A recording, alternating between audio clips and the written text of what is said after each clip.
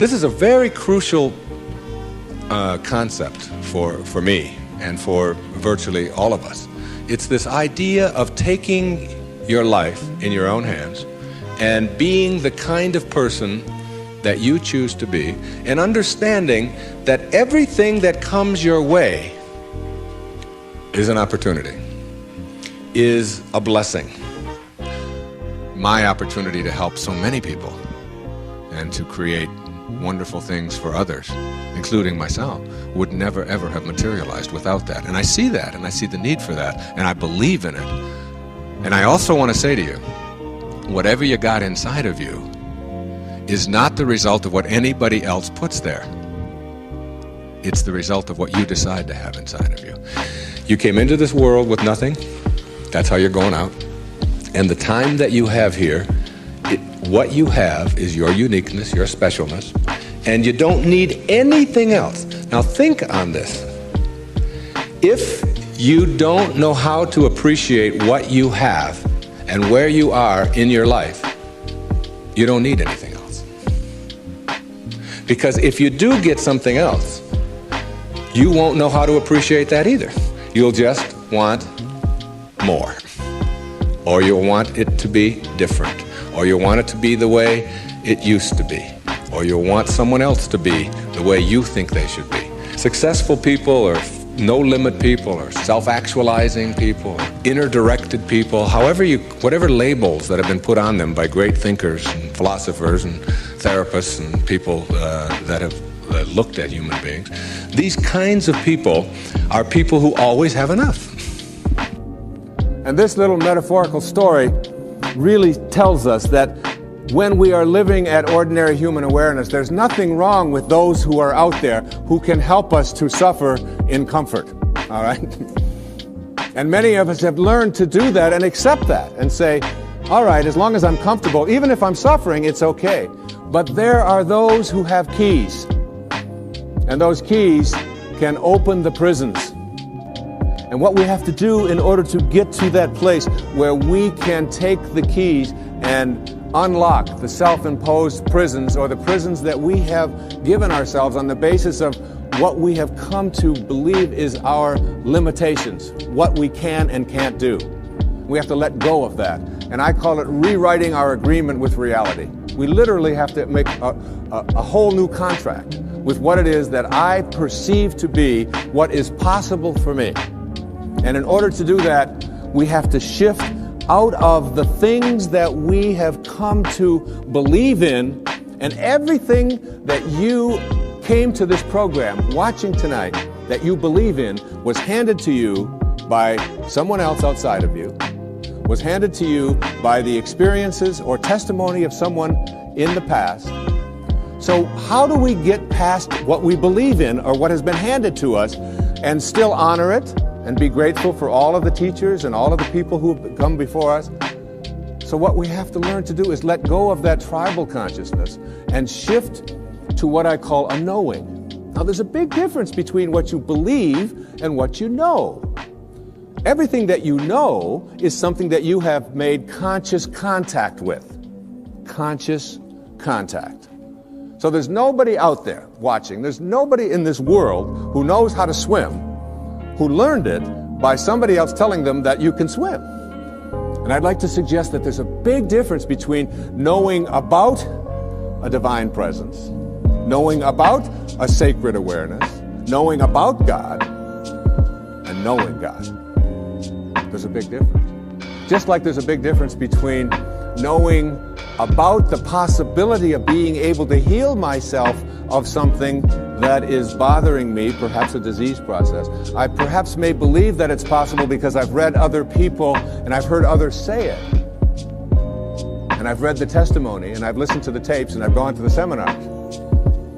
But until you have made conscious contact with it, you'll never know it. No one can make a fool of you without your consent. Eleanor Roosevelt. No one can depress you. No one can make you anxious. No one can hurt your feelings. No one can make you anything other than what you allow inside. You see, my evolution has brought me to the point of understanding that each human being on our planet must take total responsibility for his own inner development, And our inner development is something that we ignore a lot as we progress through this whole ladder of life. And I think of a metaphor. The metaphor is like a candle, and the candle flame that is burning inside of you. Now this candle flame, if you take a candle and walk out of here this evening and you see raindrops falling, it'll blow out your candle, and the wind will blow out your candle. There's all kinds of things that are going to happen outside of you that you have absolutely no control over to blow out your candles. Your candles are getting blown out all the time. We have an inner candle flame that must never flicker, though the worst goes before us. And that's perhaps the highest place we can get to in our lives, is to understand that what our own inner development symbolized by that candle flame must never change, must never even flicker. It is our responsibility, not only for ourselves, but for our children as well, to raise them to believe that whatever is going on inside of you is entirely up to you. You own it. It is yours. What I'd like to suggest to you, and what this program is really about, is that there are higher levels of awareness that are available to us. A level of awareness that allows us to do things like, and it may sound a bit strange, but to manage the coincidences of our lives. To be able to place our attention on what it is that we would like to create for ourselves in our lives. To literally have the power to know that if I think about it and I keep it there, and I keep that picture firm within me, that there is an energy, a source, a capacity within me that is in the universe and that is also in me, and that I can use this energy, that I can manage it.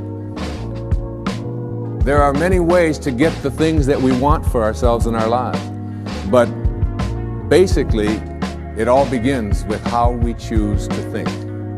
As you think, so shall you be. And once you know that what you think about is what expands, you start getting real careful about what you think about. You don't allow your thoughts to be on anything that you don't want, or that you wouldn't want to have manifest or show up for you in your life. Emerson said, the ancestor to every action is a thought. And you can look at every spiritual tradition, whether it's Eastern or Western, whether it's ancient or modern, whether it's civilized, quote, or uncivilized, quote, whether it's tribal. And there is, in all of these persuasions, this idea that inside each and every one of us, in a place that is not material, in a place that has no dimensions, in a place that has no boundaries, that in each and every one of us, we have this power. But there's no computer, and there's no scientists, and there's no technology that can ever allow us to go inside and say, there's the commander in the command center. The first person in each person is called the ego, or I call it the ego. E-G-O. Earth Guide Only. All right?